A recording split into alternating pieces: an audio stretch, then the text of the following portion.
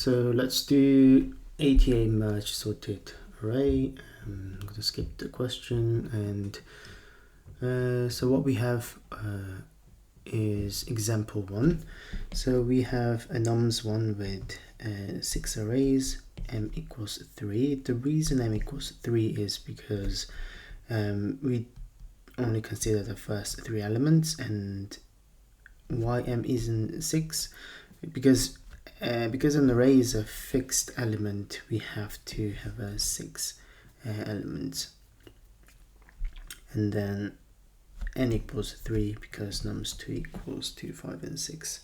So the outcome should be nums1 with 1, 2, 2, 3, 5, 6, and because it says it shouldn't, the final sorted array shouldn't be returned by the function. That's why the method is void. So to solve this, we need to have 3 pointers. The first pointer will be here at the end of nums1, and then the second pointer will be at the end of nums2, and there will be another pointer which will be k, which is at the end of merged sorted an array. So because it's a non-decreasing order, meaning it's an ascending order, the two numbers at the end are the largest number. So we compare this 3 and 6, or the nums at I and nums at j, and whichever is greater will go into where k is pointing. So in this case, 6 will go here, and then we have to decrement j by 1, and then compare where these 2 points are. Also, we have to decrement k by 1, and to compare this 3 and 5, where two pointers are pointing, and whichever is greater goes into where k is pointing, and then decrement j by 1, and then 3 and 2, because 3 is greater, 3 will go here, and then decrement I by 1, and then k by 1 as well. And then compare these 2 and 2, doesn't really matter which one goes, but 2 will go in here, and then we will decrement j by 1. So we basically do iteration until j is negative. So we have to use while loop while j is greater than or equal to 0.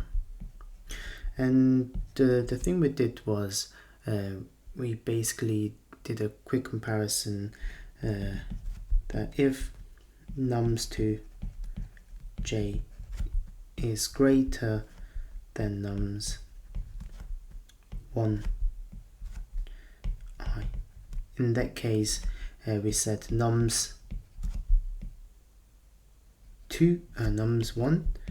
k is equal to nums2 j, and then we decrement j by 1. Otherwise, else we said nums1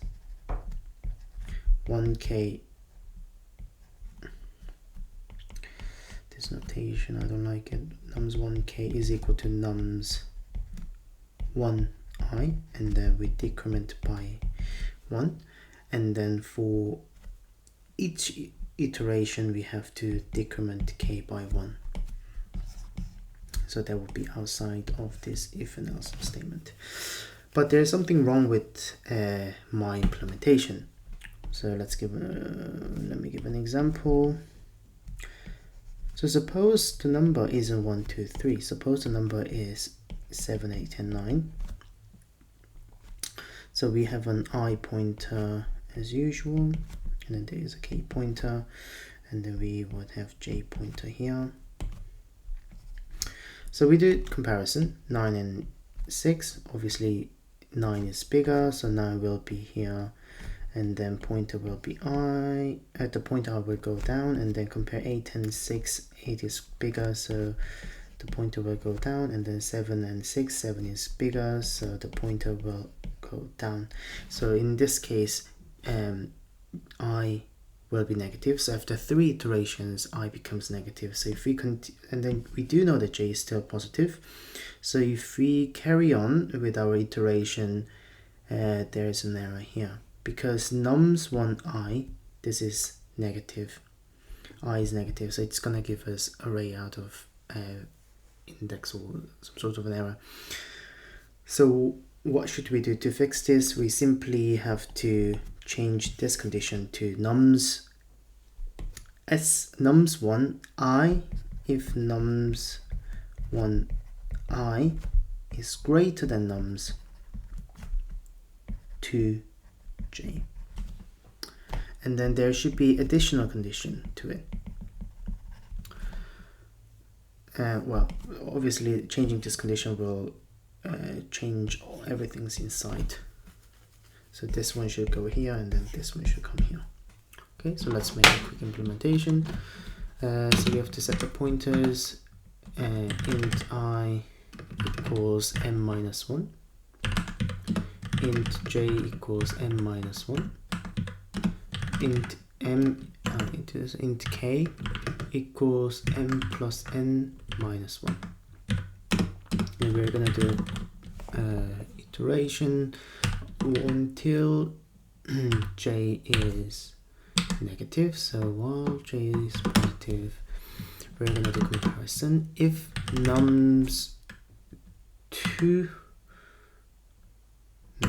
nums1i is greater than nums2j,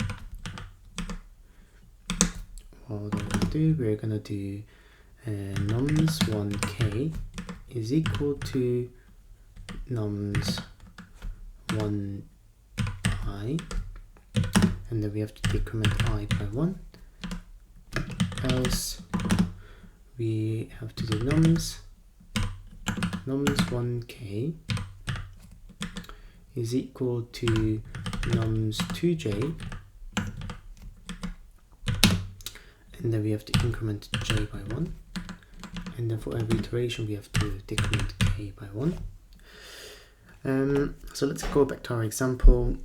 So if j is, if all the nums1 value have moved, meaning that when I is negative, that basically means nums1 value have been moved, and then we just have nums2 value remaining. In this case, we want to skip our our first statement, so we want to skip the if statement. To do that, we just make sure that I is greater than equal to 0. So we do this operation when I is positive. So when I is negative, we move the rest of the nums to nums1. Let's run it. Okay, let's submit.